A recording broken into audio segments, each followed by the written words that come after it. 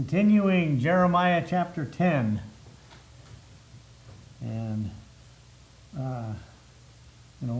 first several verses, actually the first 16 verses,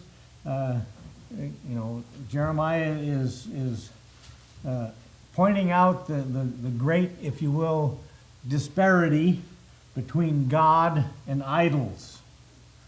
Okay? And we got down, I think we got down to,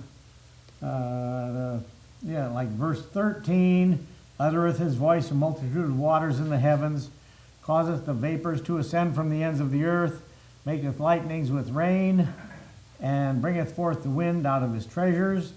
And every man is brutish, just like a beast in his knowledge. Okay? Not every founder, and in this verse, a founder is a person who melts and refines gold, and or blacksmith or something like that. Every founder is confounded by the graven image. Okay, and this would be someone who does form the graven images, and his graven images are no good. They're vain. For his molten image is falsehood, and there is no breath in them. That's what you get for a graven image. It can't breathe. It can't speak. Doesn't do anything but sit there and collect dust. They are vanity and the work of errors. Okay? He's laying it on here. In the time of their visitation, they shall perish. Okay? So all these graven images, they're going to, when Nebuchadnezzar and his army move in and take over, okay, all those graven images, if they're made out of silver or gold, okay, the soldiers of Nebuchadnezzar's army are going to latch onto them.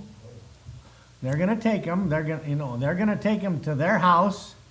They're going to cash them in, take them down to the pawn shop. Here, I've got this graven image from the Israelites, and how much you give me for it? And the guy at the pawn shop will offer him, lowball him. See that one show, yeah. On the, yeah. No. Huh? Pawn Stars. There we go.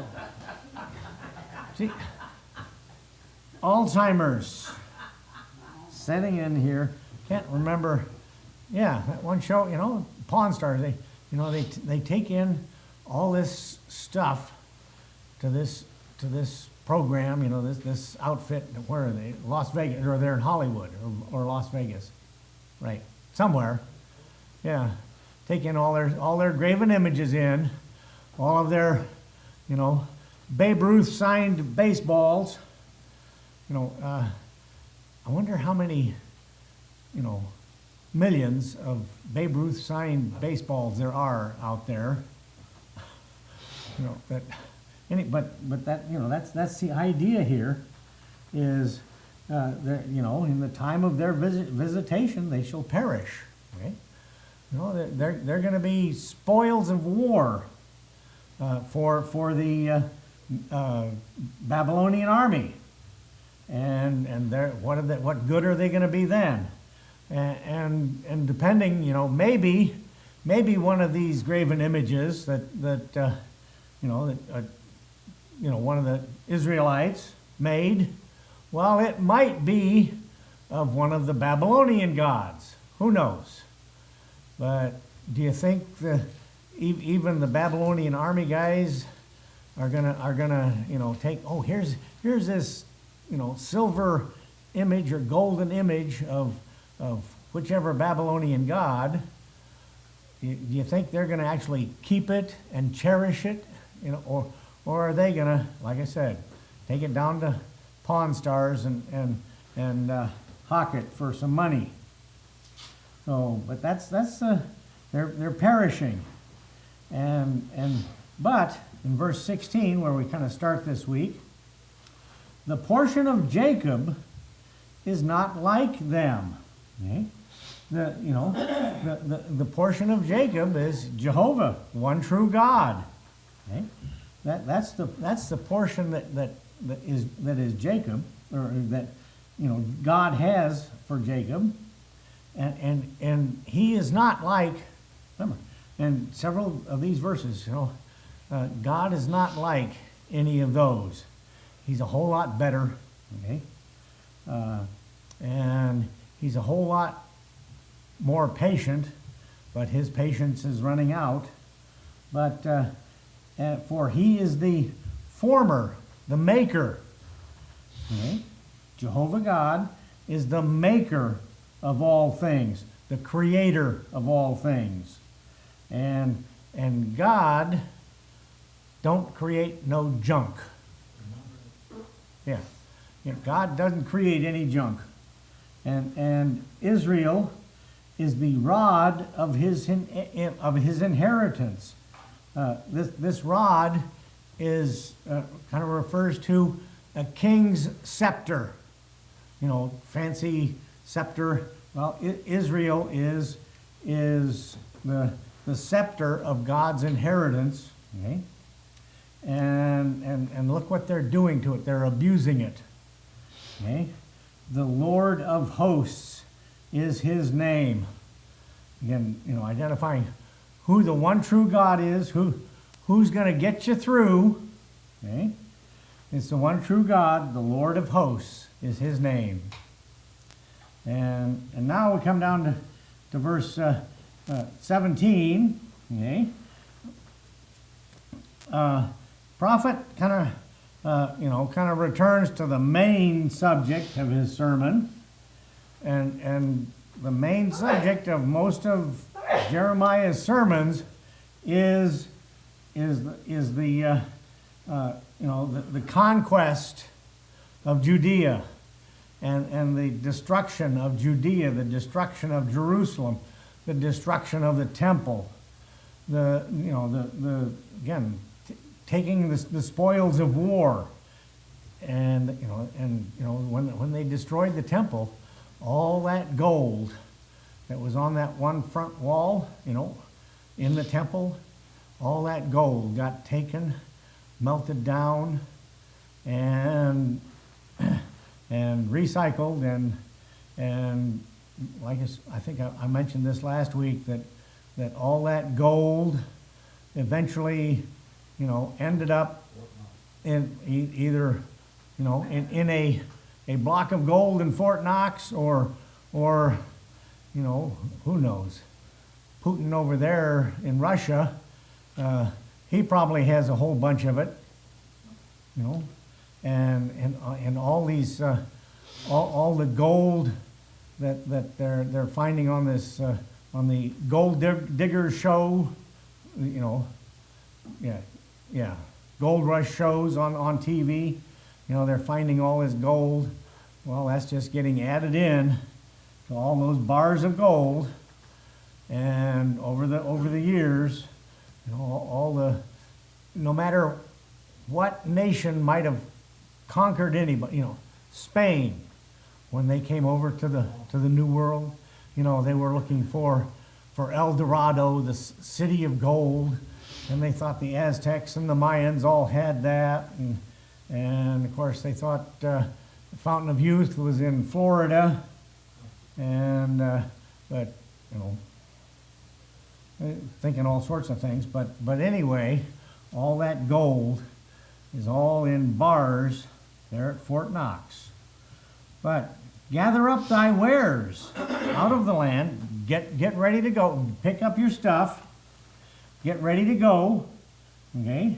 And again, this is what's going to happen, the conquest of Judea, your bundle, get what you can carry with you, okay?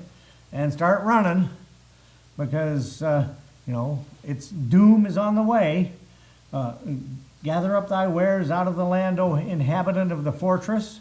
And this fortress he's referring to would be, the walled city of Jerusalem, that everybody there at this time that Jeremiah is preaching this, they're all thinking, oh, we're so safe.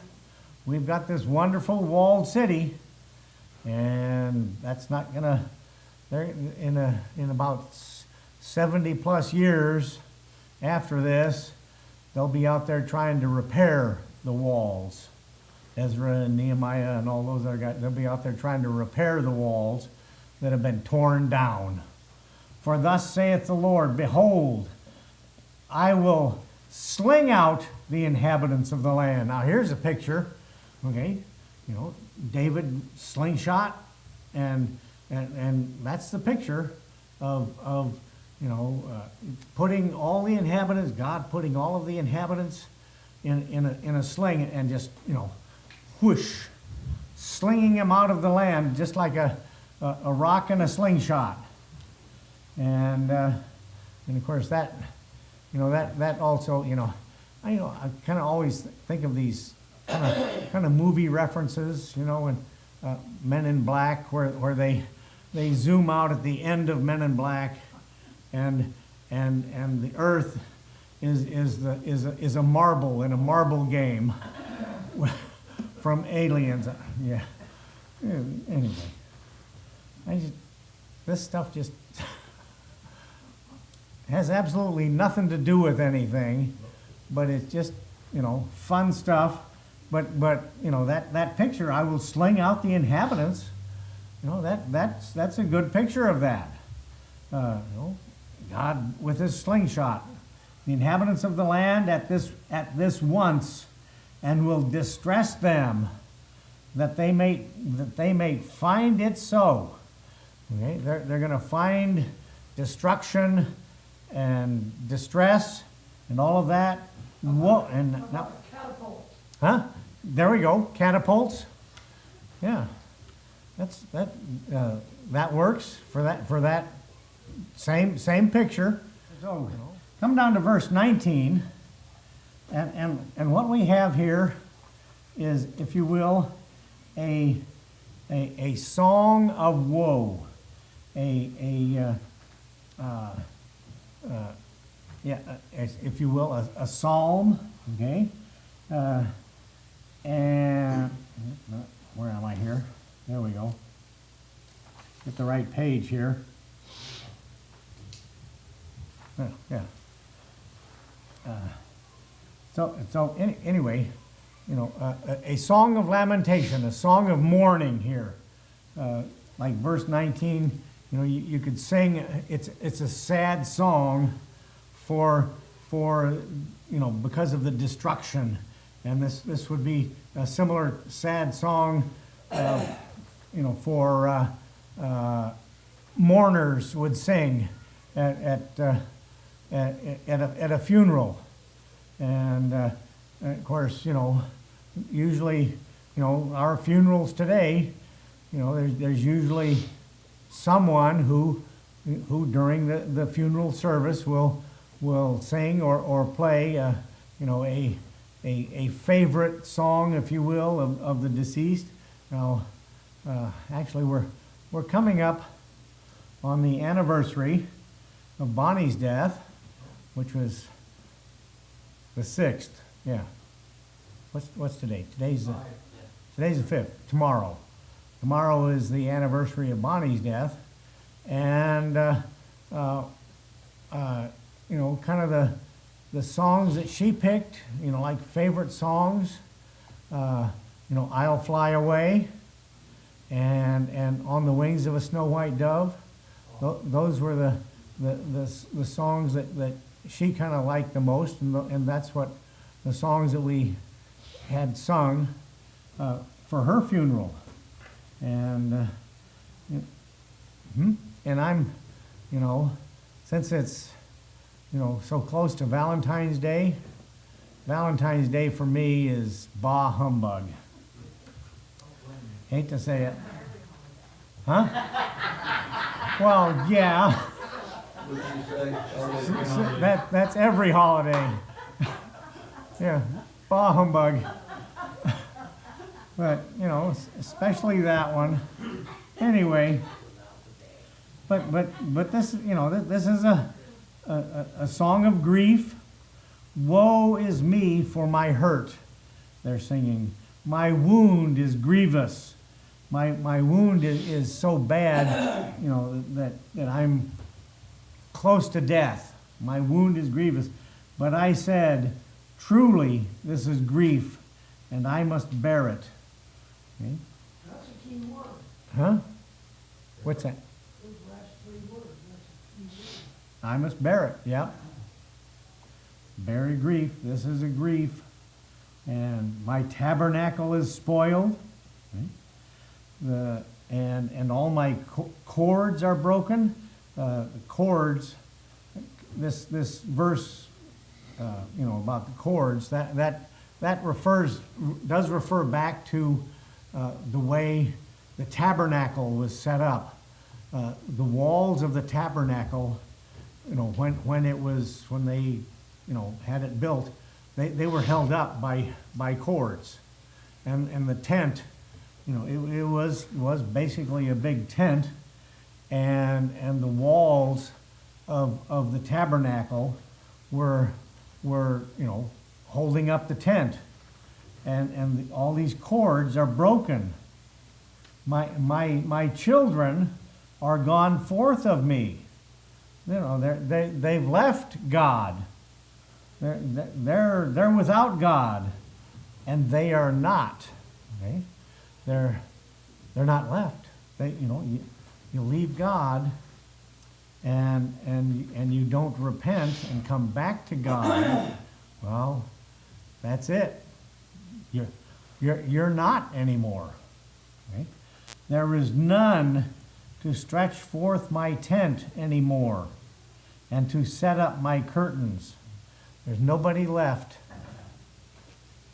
to stand up the tabernacle. You know, when the children of Israel were wandering in the wilderness, okay, they had, you know, specific families carried, you know, specific parts of the tabernacle. You know, one family may carry some of the boards that you know, part of the you know, it was a cloth curtain around the wall, but there were boards and posts that had to be planted, and God set it up so that they wouldn't really have to dig any holes to plant this thing, and I'm sure they had this setting up this thing down to a fine art. It was portable.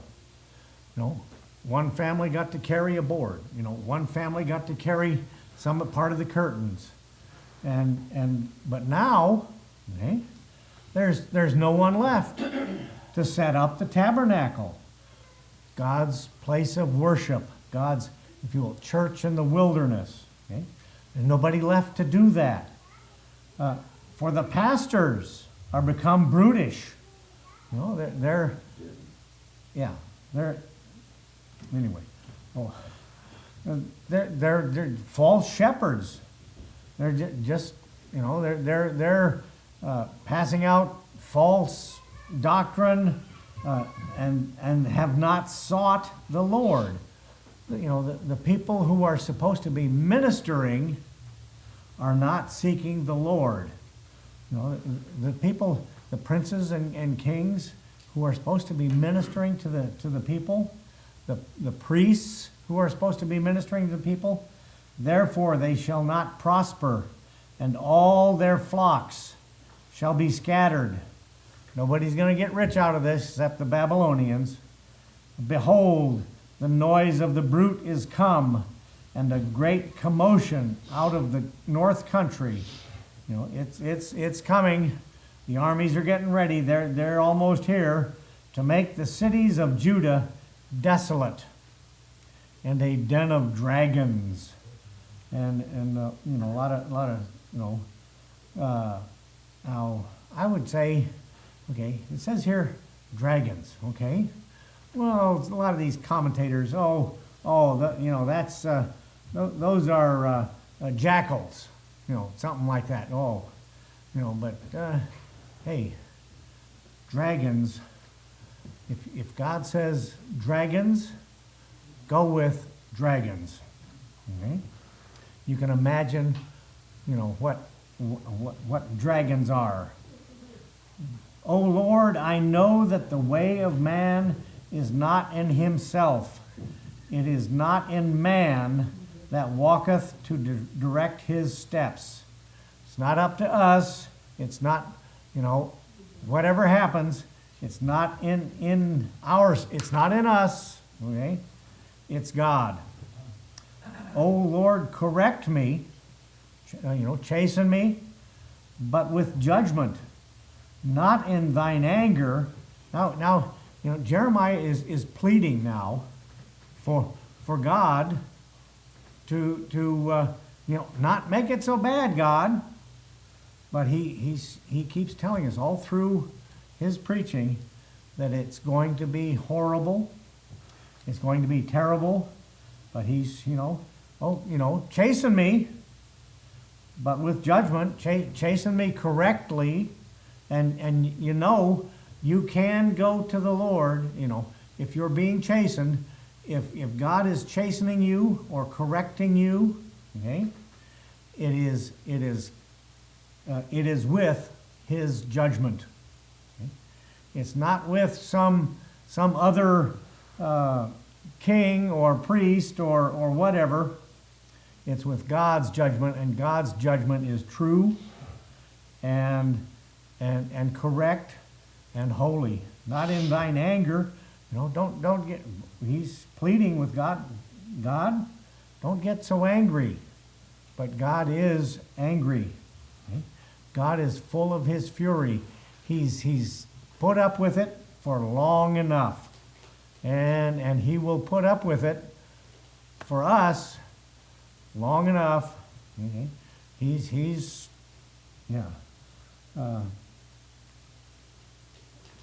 very patient, but pour out thy fury upon the heathen that know thee not. Oh, you know, pour out thy fury on them, not us, God. Okay? Even though we are following the heathen and we need the fury, okay? Pour it out on them and upon the families that call not on thy name. That's why Israel is in such trouble. Nobody's calling on his name, for they have eaten up Jacob and devoured him and consumed him. They would be the armies of Nebuchadnezzar. Devoured him and consumed him, and have made his habitation desolate. Okay? That's what's going to happen. And we finish the chapter.